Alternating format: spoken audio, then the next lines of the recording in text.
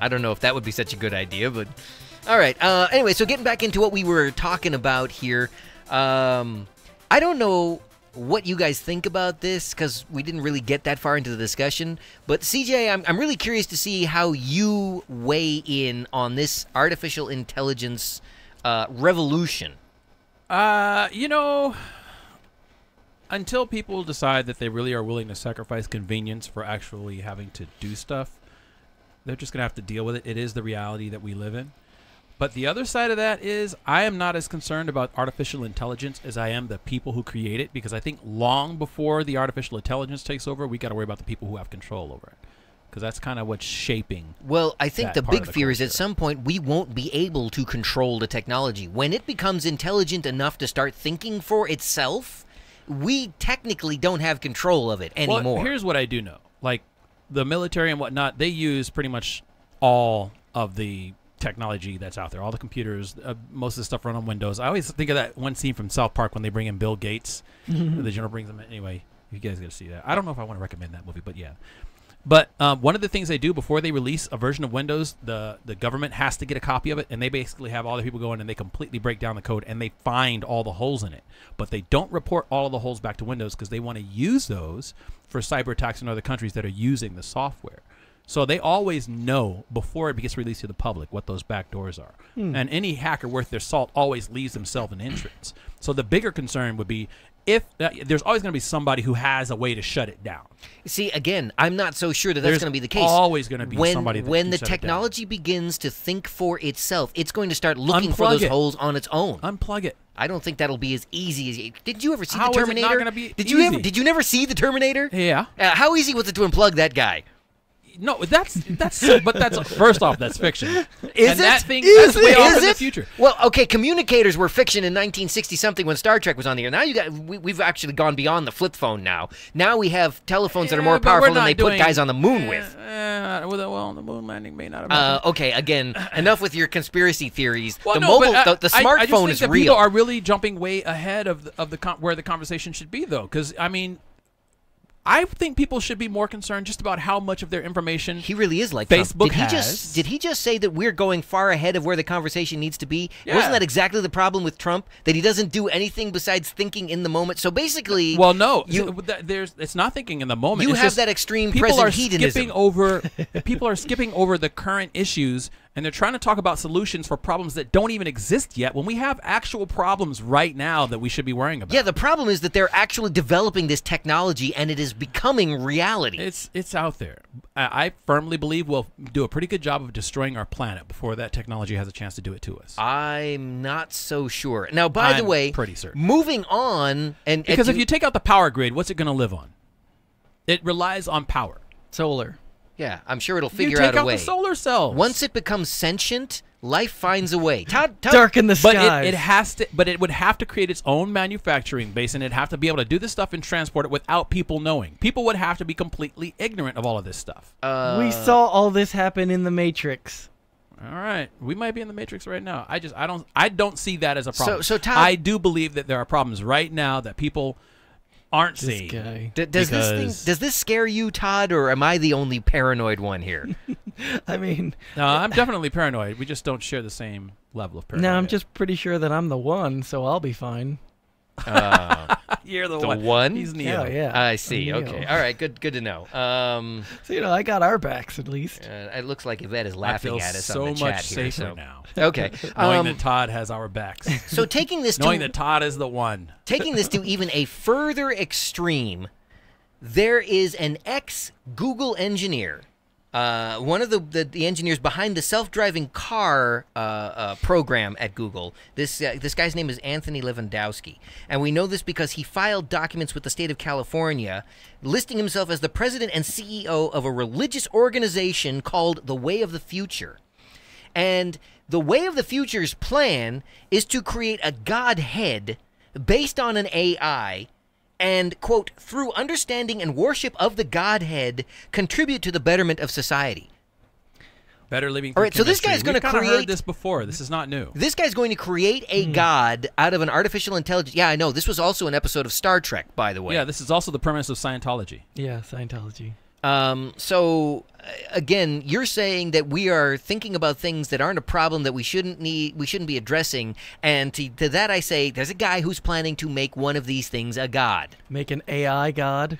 Look, if people want to be stupid, they have every right to. This But is the America. problem is that they will. We've seen it time and time again with the Waco and the Heaven's Gate cult, and People will believe just about anything. I gotta say the longer I think about it, I'm not so sure that the Waco people were really that big of a threat. What were they doing?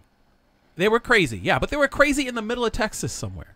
Yeah, but eventually when they get large enough and they stockpile enough weapons and they have enough of a militia, then they become a threat. And if you sit around and but who wait, are they a threat to? See, by the way, let's take a step back. Let's go way back to the beginnings of World War II. All right, in the beginning, Hitler came to power and he was like, I'm gonna blah blah blah whatever, and everyone's like, oh yeah, look, that's nice. Germany's putting themselves back together again. And the next thing you know, they started a world war. I am not a fan of the preemptive strike. Not the way that it happened in Waco. Not the way that it happened with Bush in the Middle East. I'm not a fan of that.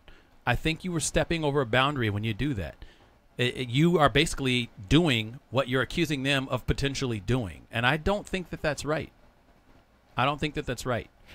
I mean, they were basically being accused of exercising two of their constitutional rights, freedom of religion and freedom to bear arms. I don't know what else these people were being accused of. What were they being accused of? What's going to happen when one of these AIs decides it wants to buy a gun? It won't have to buy a gun. It's AI. It'll just manufacture one. It'll just shoot AOL discs. Yeah, maybe it'll just have the rifle built into its finger. I don't know. Yeah, Lord knows there's enough of those AOL discs floating around. They're probably still like closets full of them somewhere. Yeah, I'm sure there's some way it can break down a disc and turn it into shards and you know what? shoot They it. wouldn't even have to do that. All they would have to do is just take over the power grid, number one. That'd be the first place they would need to go. Good idea. Why don't we just give them the whole breakdown of how they can take over the world and destroy humanity? If I were a terrorist, this is the way I would do it. You go for the power grid, you take down the information systems, you take out communications, and then you start going for the physical infrastructure, the bridges, and the that he just compared an AI to a terrorist. Yeah, but it hasn't done anything yet. And if we're that worried, shut it off. Shut it off. Okay. We're gonna send you out in front. We'll stand behind you. You go shut it off. This is, and it's really interesting how this is working because science has become the new religion. Because the things that people are afraid of science doing were the same things that people were afraid of religion doing before science came into play. They were afraid that religion was gonna, do all this crazy weird stuff. Oh, those crazy Jewish people who believe in this guy walking on water, all this stuff. It happens with every religion. Science is the new religion. So you got some people who are just, the guy's literally making a god using science. Literally making a god. So it's just history repeating itself. And time again, ultimately, it's going to balance itself out until Jesus comes. Then he's going to take care of it. Is it going to balance itself out? I think it is. We're talking about creating a race of... I hesitate to use the word being, but I don't know how else to describe it. You're talking about creating a race of beings that are intellectually and physically superior to humans. Yeah, I just don't see another way around it. This again is an old story. Now, it's easier for me because of my Christian beliefs. Because I don't think God's going to let anybody destroy this world. That's a right that he reserves exclusively for himself. And he's already outlined for anybody who's willing to read it exactly how it's going to happen. And there are stories in that same book that tell you how we've tried it before. I mean, the very first one will be the Tower of Babel. We wanted to elevate ourselves to a God position, and we get knocked down every single time we do it. The whole planet is riddled with nations that have tried to do this. The ruins of Rome, the ruins of Egypt, the ruins of Babylon. All of these are societies that built themselves up to a place. And basically what we're seeing is right now in the Western world, the U.S. specifically, we are on the precipice of that decay of every other empire. And you don't see this as trying to play God and building up something. You don't see that. No, I don't. Whatever happened to that expression about how man's desire to play God will be his undoing? Yeah. It will be, yeah, well, but it won't be because a machine did it. Really? Because the phrase itself explains it. We're playing God. We are not God. We manufacture our own gods. Yeah. We are not God. Well, and somehow I see us creating one that may ultimately turn around and destroy us at some point, or subjugate us. But in so doing that, are we not destroying ourselves? We're not creating something that's going to just turn and destroy us. We have created our own destruction. And that's all humans have ever done all throughout history. And it's all done in the guise of progress. Todd, how come you always remain silent on this? What are you looking at over there? I don't know what you guys are talking about. You guys are talking about some AI things and creating a god, but they're not actually creating anything, are they? Just wait till your PlayStation rises up and smites you in the middle of a game. Oh my goodness. Now you got my heart beating. Xbox is gonna. See, I'm telling you, I knew I could distill it into something that would actually cause you to take some kind of note of the conversation. Terms I can understand. That's the last thing I need. We need to put some legislation in place. We need to stop this now. But even with legislation, we create loopholes with that. Well, there's no escape, people. Yeah, no escape. And at what point does one of these AIs become the person in charge? You know, when do Who's they to say that that's not already the case? Develop the ambition to want to lead and ultimately rule everything? Wait, so you're saying Trump might be an AI? I don't think he's intelligent, but I think he's that very would artificial. be an AUI, wouldn't it? What? An AU. That would be an AU. Unintelligent? Is that what you're Right, talking about? exactly, Okay, yeah. okay. So. No, more artificial than intelligent. This is the other thing, and this is all just my own, philosophy and psycho, whatever you want to call it. But any person or any society that has ever taken control of anything, they typically have control before that control is declared. So by the time people are recognizing, it's already too late. So the fact that we're recognizing this, it's probably already too late.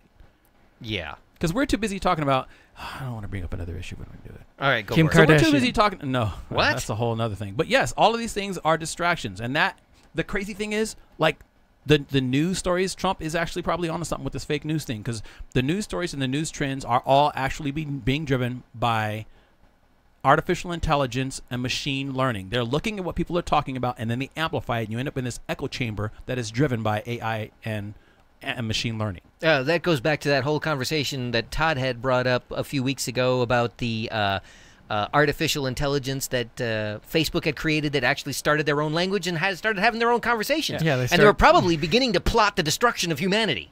That's how quick it happens. Yeah, exactly. I got to be honest. If these machines are really smart, they know they really don't have to do much. Just wait for us to do it ourselves. Because the machines are going to live forever. What do they have to fear from us? On that note, it's about time for us to get out of here. This has been another exciting edition of Around Midnight with the local boys. Chevelle Devine, Todd Fluker, and of course myself, Joe Carbonetta. I want to wish you a fantastic evening. We hope you enjoyed tonight's show. And we want to remind you to please don't drink and drive. And we'll be back next Friday night when we're live again. Oh, man. We didn't even capitalize. We always forget to capitalize on these holiday weekends. Come on.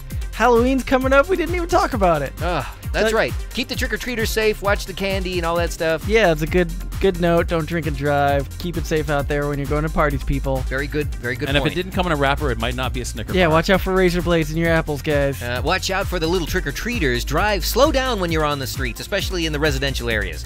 And as always, Take a flashlight. stay mixified. We'll see you next Friday night.